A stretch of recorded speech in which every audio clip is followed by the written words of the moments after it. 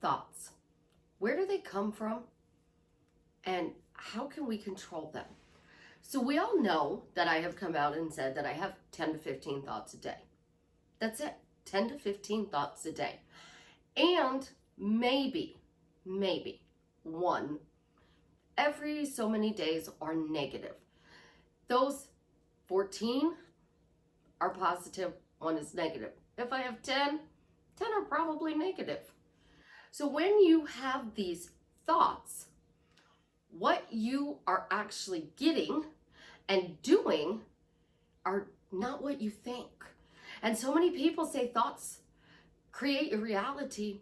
No, they don't. No, they don't. And I'm going to prove that your thoughts don't create your reality because I have 10 or 15 thoughts a day. And the one negative thought I had, yesterday I got cut off in traffic. I didn't get into an accident because that was my thought. What if you get into an accident? My thought didn't create because I got to my destination and I came home. And both me, my car, are fine. So your thoughts don't always create. It's what happens in the process, your pattern. And I want to get into detail and explain that to y'all today. This is Susie, your beautiful Millionaire Swan Queen. Welcome back to the garden, my beautiful duckling. Subscribe, smash the like button, share my video. I'll love you forever. I am the best life coach with a 99.6% success rate. If you would be interested in working with me one-on-one or joining my paid Facebook group where it is the only place I go live, please check out the links in the description below. So first of all, let's define a thought. And this is going to be a little out there for some of you, but let's just bear with me for a second here because I have some interesting facts for you. A thought is something that comes into your head. So your thought to work for this company, your thought to be a millionaire, your thought to be married to a specific person, your thought to have this car, this type of house, that thought comes into your head. Well, guess what? If you receive that thought, it's 95% done. It's yours. It's done. You just have to wait for that thought to get out of your head and into your life. That's it. And that's only 5%. So if we step this out, 95 steps are already done to get your thought into reality. 5% is 5 steps. Those 5 steps you need to take. There's a bridge of incidents, and that bridge brings you your creation. But this is what really happens. You get a thought. I want a text message, and we're going to pick on the text message because I have nothing better to do this morning. You get a text thought. I want my specific person to text me. This thought comes into your head. Where did it come from? I want you to sit there and think about this for a second. Where did that thought come from? Is that your thought? Is it their thought? Where did it come from? Because it just popped into your head. Just like the thought of getting married. Just like the thought of my having a Camaro. Just like the thought of me doing YouTube videos. They kept popping in my head. Do videos, do videos, do videos. And I kept saying no. There's the key. I just kind of gave it away. The first thought, that very first thought you had, I want to marry this person. It's done. It's literally done. It's yours. What happens next is you put a story to that thought. And that story is from the past. And it's negative. Oh, he doesn't text me, and I text him and he doesn't respond, and I keep texting him and now I'm blocked, and I don't know how we're going to get back together because I'm blocked. That's not a thought. That is your story. The thought was a text message.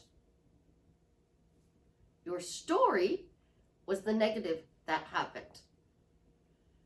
And you're so used to doing this that this thought ruined your day. It made you cry. It made you sad, and it hurt you. And I'm so sorry that it did that, but I can help you fix it. So you get this thought, a text message. We need to connect through a text message. And this is especially important when you have distance. So, for example, you live in different countries, you live in different states. One person travels a lot, one person is stationary, one person, you're married, and say your partner is in the military and they've been sent overseas or to another country to help out. Not getting into politics. I love you guys. We don't do politics on this channel.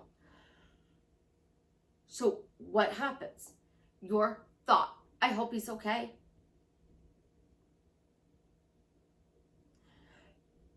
I need a text message so that I know he's okay. If I get that text message, I'll know he's okay. So all day long, you're reaching for your phone and you're picking it up and you're looking for that text message. It's because your thought became an obsession. I have to have this message to know that my partner is okay. And in that instance, I can honestly say it's probably okay to do that. Because when you get that text message, you're going to be able to breathe. You're going to function. But for most of us, it's not their person is in a life or death situation. It is their person's with a third party. Their person is with somebody single, doesn't want anything to do with them. Their person is going, I'm single, I'm not interested in you anymore. So when they say, oh, text, what do you say next? Because my mind is a blank. It truly, utterly is a blank. I control my thoughts that most people don't realize are not thoughts. The first thing is a gift from the universe, a gift from God, a gift from my higher self. Oh, let's create this amazing relationship with this person. It's not your standards. It's not you did something wrong. It's not that you don't think highly enough of yourself because you fell for a married man or somebody who's in a relationship with somebody else or a married woman. It's not. Some people will argue that it is because you have a contract with that person. Because when we were birthed, we made agreements that we were going to do. And that is a lot of the psychic community, the twin flame community. Some people still think that is true. That we came over here with certain objectives and goals. And because we have free will, we messed it up. So you were supposed to marry this specific person on June 1st, 5 years ago. But your thought, you were supposed to marry him, popped into your head. And then you were like, I'm not sure I want to marry that person. I really don't know him well enough to know if I want to marry him. I mean, it might be cool to be married to him as long as the relationship is happy. But, you know, he doesn't really show up for the dates. He doesn't text very well. He doesn't call. Like, he's constantly ghosting me. And we all know I hate that word, ghosting. That's what you do. The first one was your thought, an actual thought. It was a gift from the universe. Everything else is you creating. So what I want you to do right now is just stop and think about this for a second. The original thought came from the universe, the higher power, God, your higher self. The next thing that happened in your brain is your thinking. It's no longer a thought. You're thinking about that text message. You're thinking about that specific person. And you're running your old story. That story that didn't serve you. So, Jared and Jason, I'm thinking, Jared doesn't text me. Jared's a jerk. Jared's mean. Jared's nasty. Like, what is wrong with him? He woke up this desire in me to be in a relationship, and then he didn't do anything about it. How dare he do that to me? Oh, what is wrong with him? He's a douchebag. That's what it is. He's a douchebag. Absolutely, positively. We naturally gravitate towards the negative because the monster side of our brain, what if it goes wrong, wants to protect us from said person. Then the other side of our brain, the creative side, goes, well, what if it goes right? Well, yeah, I don't think so, because in the past he's done this, and this to prove. So you're having a war with your mental words, your mental conversation. So your mental conversation, your inner conversation, came off of the thought of a text message. So then what you did next was go, what if this text message doesn't get responded to? What if this text message doesn't get this? Well, what if it does? And then you had the mental argument, the inner conversation that you have in your head. Next thing that happens, forgive yourself. Literally, forgive yourself, because you didn't know. And I don't mean forgive the person for disrespecting you. Don't forgive yourself for feeling disrespected. That's not what I mean. What I mean is you didn't have the knowledge to know what was going on at this time. You're just getting this knowledge. Forgive yourself because you didn't know in the past that you were allowing your thinking, your inner conversations, your mental diet to control your life. And since you didn't know it, I didn't know this. I didn't have the knowledge that this is what was going on in my reality. So I forgive myself for what's going on inside my head. It's that simple. Just forgive yourself. Number 2, you control your spoken words, don't you? We all do. Because there's a lot of times we just want to bang our head up against a wall and go, oh my God, I wish I could just say this out loud. But we don't. We control it. Every once in a while, something slips out. So because of my psychic gift and the fact that I've had it my whole life, if you asked me a question, boom, it would pop out. Sometimes I would have to go, stop talking, and cover my mouth so that I didn't say anything, because those images, those phrases, those words that would just pop out, it would just literally come flowing out of my mouth. So you can imagine being a child and somebody asks a question. So you go to a dinner and you're sitting in a restaurant. The waitress comes up and says, hi, my name is Carrie. I'll be your waitress this evening. What can I start you with? You look at Carrie and you're like, oh, that's my future stepmom. So what do you say? Not my father. Because you're little, you don't know any better. You didn't know how to control your words at that time. You just said whatever. But as an adult, same situation. You sit down at the table. The waitress comes up. Hi, my name is Carrie. What can I get you this evening? And you're looking at the person across from the table from you, your dad. Or worse, the guy you're on a date with.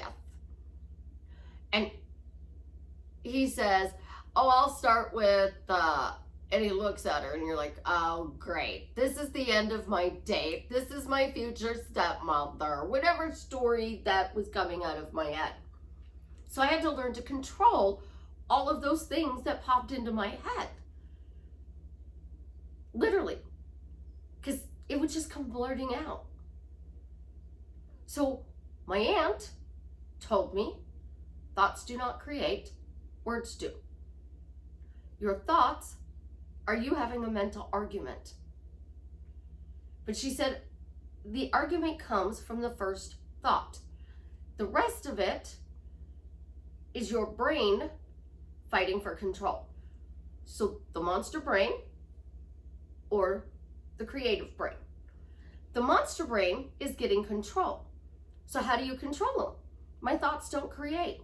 I'm no longer going to have mental arguments in my head about situations.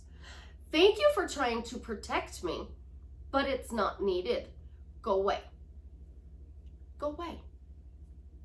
By telling yourself you control your thoughts, you have half the thoughts you used to. My mind is silent. It feels amazing. You are now taking charge of your inner conversation, your mental diet, because you took control. We all want to control things. We love controlling things. So you have to learn to control your mind. Monks meditate, which is why I'm sitting in a lotus position. They meditate. Thought comes in. I want to marry this person.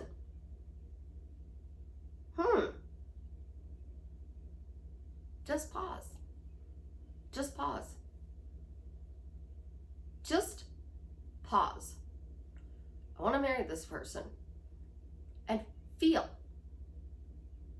the emptiness.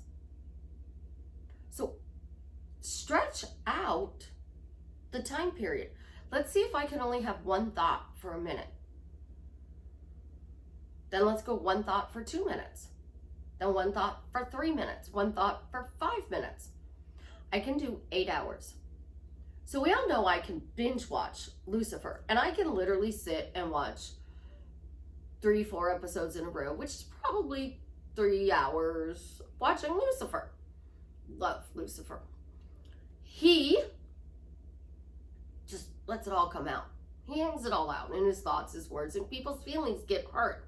And then when he keeps it in, they get hurt even worse. So think of your thoughts as a character on a show. Now, I was watching a movie last night after my company left from St. Patrick's Day dinner, which was amazing. Corned beef and cabbage, fried cabbage. I did some potatoes in it. Not potatoes, apple. So I fried it with some butter and apple on the stove. We didn't do boiled potatoes. We kind of did air fried potatoes, which are so much better. And we had corned beef and cabbage. It was amazing. Had a wonderful conversation. And then we went to McDonald's and got the most amazing Shamrock Shakes, which was a gift from a friend. So yesterday I got free coffee, a free Shamrock Shake. I got company for dinner. I got to see my son and my youngest daughter. We played over in his yard with the kids with the trampoline, came home, had dinner with Savannah and the kids. It was an amazing day. It was amazing. But I didn't have any thoughts. I just responded to clients. That's all I did. Because I control it. So at the end of the day, that revise your day technique, that's easy peasy for me. Oh my gosh, it's so easy, right? So company leaves and I get up and I'm like, oh, I shouldn't have watched the other half of that movie last night. So I was watching a 2.5 hour movie and I split it over 2 nights. Not because I couldn't sit for 3 hours and watch a movie. I didn't have the time. I'm like, I didn't clean the kitchen. So the thought popped into my head, which is why I'm telling you about my St. Patty's Day. My kitchen is a mess. Great. That's literally, my kitchen's a mess. Great. That's me. Great. Now I gotta go clean it. So instead of cleaning it, I'm doing a video because I don't want to go clean my kitchen yet this morning. So I go in the kitchen and I go to get some coffee and I'm like, great. So I grabbed a glass and poured some pop in it. And I'm wondering how long I can procrastinate of cleaning my kitchen. How long do you think I can go? 5 minutes, 10 minutes, hours? I could go 8 hours because unless I get hungry, I'm not going to have a thought about my kitchen. It's not meditating for hours and hours a day, guys. It's a pattern interrupt. It literally is. And that is why I stress so much. But nope. Okay? The thought, my kitchen's a mess. Nope. I'm not going to clean it right now. I have some other things that I need to get done. I'm going to have both kids later today. It is spring break. So I can clean the kitchen when they're here, but I can't really get a video done without little helpers. I tried yesterday and he kept tipping my camera over. And then I had to run to catch the phone. Was not fun. It was cute, but it was frustrating. And I laughed about it because I was frustrated and he thought he was being cute and helping with the video. He was on my lap, off my lap, on the chair, dumping the camera. But I didn't have a bad thought about him. I wasn't like, oh my gosh, he's a monster child. I was like, just laughing. Like, okay, universe, apparently you don't want me to do this video just yet. So he goes and takes his nap. I sit down and I cranked out the video, which is why it was up a little late yesterday. But it still got out. And I had fun before I made the video, so I was in a better mood when I put out that video. Today, I woke up and I should be in a bad mood because my kitchen is a mess, but I'm choosing to be happy. So, all of these people who tell you your thoughts are your shitty thinking, they're kind of right. I will agree with that. It is your original thought. That is the actual thought. What happens next is your thinking, your inner conversation, your mental diet. That is what happens next. Your original thought is 95% done. That thing that's going on between your ear with your brain fighting each other for control is the reason you have it or don't. So when you change your pattern, nope, I got control of this situation. I control my inner conversations. I control my mental diet. I control my thoughts, if that's what you want to call them, thoughts.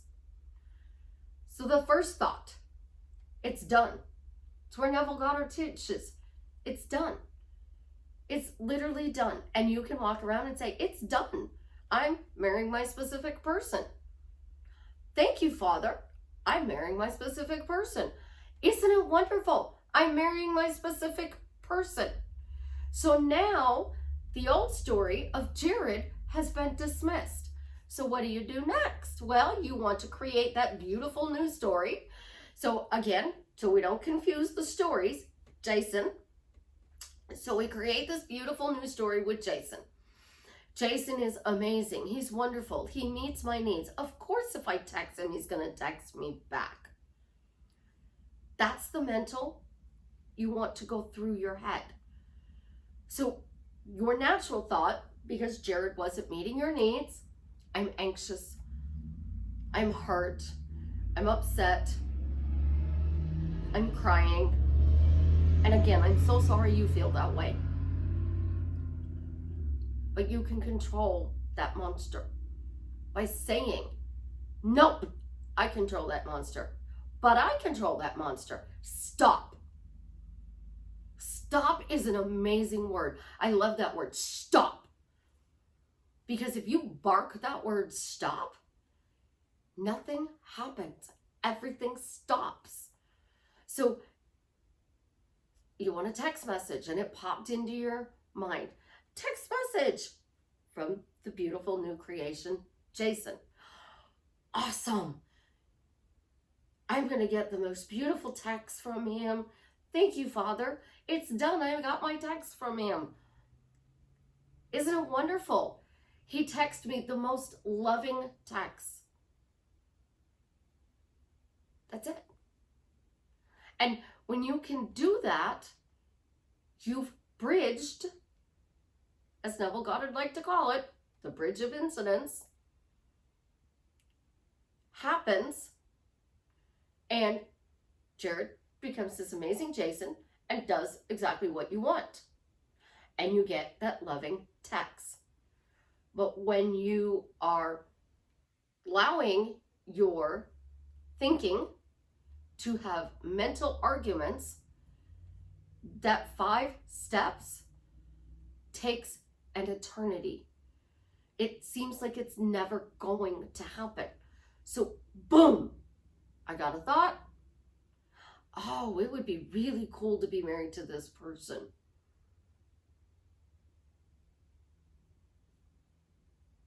Just, that's it. It would be really cool to be married to this person. Oh, it's done. I'm married to this person. And then you just walk around saying, it's done. Thank you. And when you get impatient, thank you for showing me that I am happily married to this person. Thank you for giving me proof I'm happily married to this person. Thank you for showing me that this is a fun journey in getting to marry this person.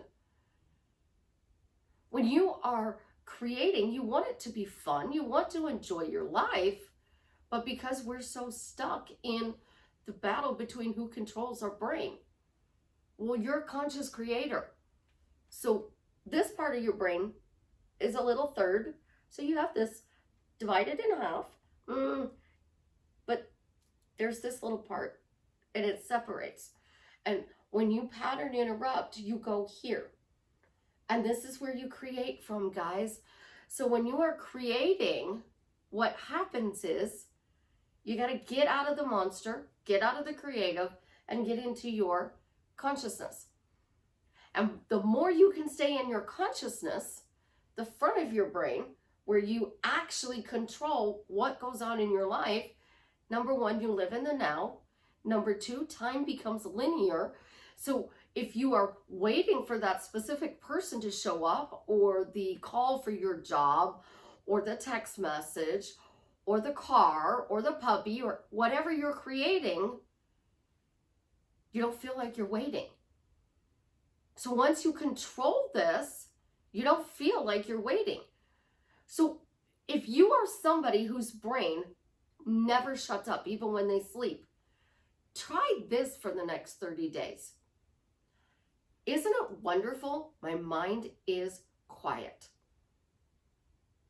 And I only have 10 or 15 thoughts a day. I control my psychic gift by saying it only responds to questions. And those questions are directed to me. It's not a question from somebody else at a table over there, or in line, or walking through the grocery store, or at work. It is directed to me. I control my gift. I can have a quiet mind when I'm not using it. And because of that, when I do get a question asked, the information floods in to answer the question. If that person wants to talk to you, because sometimes the person doesn't want to talk to you that you're asking about. They might be a little stubborn. And I'll be like, which that happens. Not everybody on the other side is a chatty Cathy. If they weren't talking to you in the planet Earth, they might not still talk to you in heaven, because your image is of them. So you think about your deceased loved one, and I think about Russ. And Russ did acupressure. And he was amazing at it. And he would always say, did it hurt? And you would just look at him. And he'd say, well, it didn't hurt me. I would smack him. Because it hurt like a out of hell. Like really, it hurt like a bat out of hell. So when you're controlling your thoughts, you know somebody's manifesting you. You know that it's your thinking, your feelings, your emotions. You do not get overwhelmed. And when that bad thought comes in, because you controlled it, you no longer go down the mental diet road of chaos, doubt, resistance. And you're not curled up in a ball on the couch crying. People have asked me, with all of the stuff I've been through in my life, why am I not curled up in a ball and crying? an abused child, an abused wife, struggled to get my divorce, had to deal with a narcissist and co-parenting. How do I keep it all together? Because I control my thoughts and I control my feelings. And every day I wake up, I choose to be happy. It's my choice. I don't know what a crazy loud brain is like, but from the descriptions I've gotten from friends and family and client, it's not good. So this video, break it down, listen to it, and actually implement this for the next 30 days. Walk around and say, why is it so easy to control my brain? And the conversations that are going on inside of my head. The original thought is done. And because it's done, I just have to silence my mind, which was easy to do. And you just run that. Isn't it wonderful? Why do I control my brain? Because Susie said so. Why do I control my brain? Because I love pumpkin pie. Why do I control my brain? Because people tell me everything. And I really mean everything. And as a result, I want to be able to have a normal life. Because some of those images you see, they're not so good. And if you can't control them, life becomes overwhelming really fast. So I was lucky because I had an aunt. You guys, forgive yourself for the knowledge that you didn't have. Implement this tool to change your life for the better. And I guarantee you, if you actually do this, it will silence your inner critic who is so hell-bent on protecting you from getting hurt that it doesn't realize that once you get over this, you're going to have that amazing life. And you're going to love that life.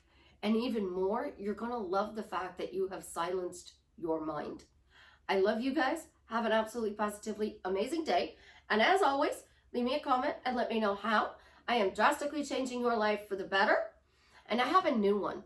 Leave me a comment and let me know something fun you did for St. Patrick's Day.